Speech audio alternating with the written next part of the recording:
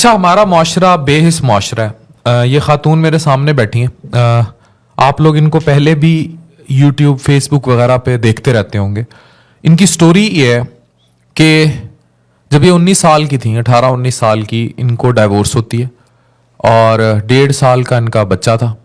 और उसके बाद चिट्टी अनपढ़ ये खातून स्वीपर का काम करती हैं और स्वीपरी से एक भी जमात पढ़े बगैर ये डायरेक्ट मैट्रिक का इम्तिहान मेडिकल स्टोर्स और इधर उधर काम कुम करके पढ़ पुढ़ के पास करती हैं।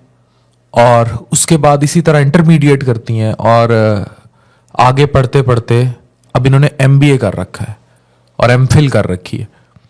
तो उस दौरान इनकी दूसरी शादी भी होती है और ये अब अपने शौहर की भी दूसरी शादी करवा चुके हैं।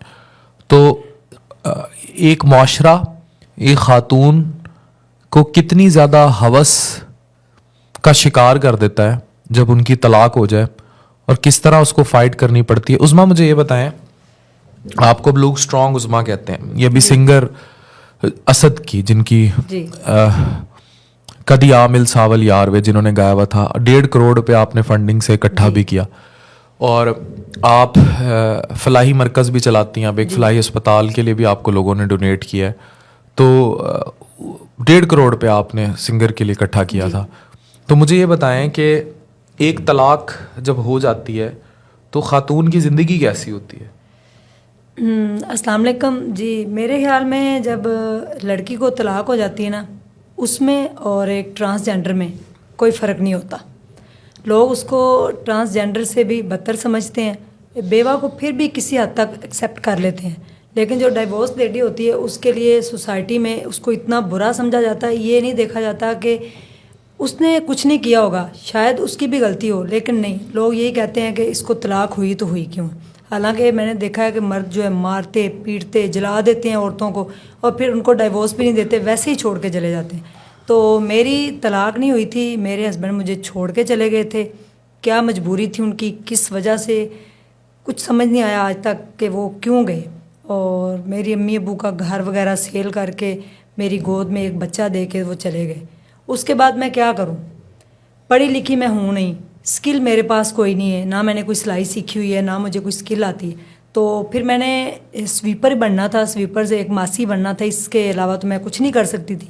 तो इसलिए फिर जब वो गए हैं तो मुआशरे को मैंने उसका दूसरा रूप देखा कि मुआशरे ने जो तलखियाँ थी मुआशरे की, जो मर्द जब इस निगाह से देखते हैं, जब औरतें इस तरह की बाहर निकलती हैं, तो बड़ा यानी कि मुझे फ़ील होता था कि मैं हूँ क्या। तो फिर मैंने अपने आप को इस सोसाइटी में रह के जीना भी था और अपने आप को संभालना भी था। मैंने फिर अपने आप को 19 से जो 20 साल की लड़की थी उसको मैंने एक 50 साल की औरत बनाया। रूप गेटअप किया? जी, गेटअप किया। एक फटा हुआ अबाया पहना और फटे हुए अबाए के साथ अपने बेटे को गोद में उठाया और दर बदर के धक्के और लोगों के ताने, तेरा ही खसम इंज कर गया, तेरा बंदा इंज कर गया, ये वो बड़ी मैंने सही बातें, लेकिन मैंने कभी इसका जिक्र नहीं किया। मैं खामोशी से सहती आई। तो मुझे जॉब मिली एक स्वीपर की, एक स्कूल के अंदर। तो मैं बड़ा खुश हुई कि मुझे एटलीस्ट जॉब तो मिली, वरना तो लोग कहते थे कि आप हमारे साथ रिलेशन कायम कर लें, आपका कुछ भी नहीं बिगड़ेगा, किसी को पता भी नहीं चलेगा, पैसे भी देते रहेंगे। तो मेरे सामने 2 रास्ते थे। एक बुराई की तरफ मुझे लेके जा रहा था, शॉर्टकट था, वहाँ से मैं पैसा भी बना सकती थी। मॉडलिंग की भी ऑफ़र आई कि आपका फिगर बड़ा अच्छा है, आप स्मार्ट हैं, प्यारी हैं, ये वो लोग कहते हैं। मैं तो इस चीज़ को नहीं मानती, तो आप मॉडल बन जाए। मॉडलिंग की ऑफ़र आई, फिर मैं नहीं गई वहाँ पे।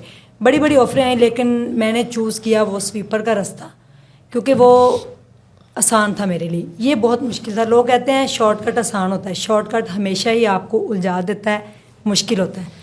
मैंने अपनी ज़िंदगी में एक पॉजिटिव राह चुनी, एक स्वीपर बनी। स्वीपर के साथ फिर मैंने पढ़ना स्टार्ट किया, अलिफ बे से और AB से और 1 2 3 से मैंने सीखना स्टार्ट किया। और आज जो मैं आपके सामने बैठी हूँ इस पॉडकास्ट के अंदर, तो लोगों को एक मैं स्ट्रॉन्ग उज़मा नज़र आ रही हूँ कि पहले उज़मा थी, अब स्ट्रॉन्ग उज़मा। तो उज़मा से स्ट्रॉन्ग उज़मा की कहानी है कि इससे पीछे अगर आप नीचे नज़र दौड़ाएँ तो बड़े बैरियर, बड़ी हर्डल्स, बड़ी डिफ़िकल्टीज़ मैंने अपनी लाइफ के अंदर देखी हैं।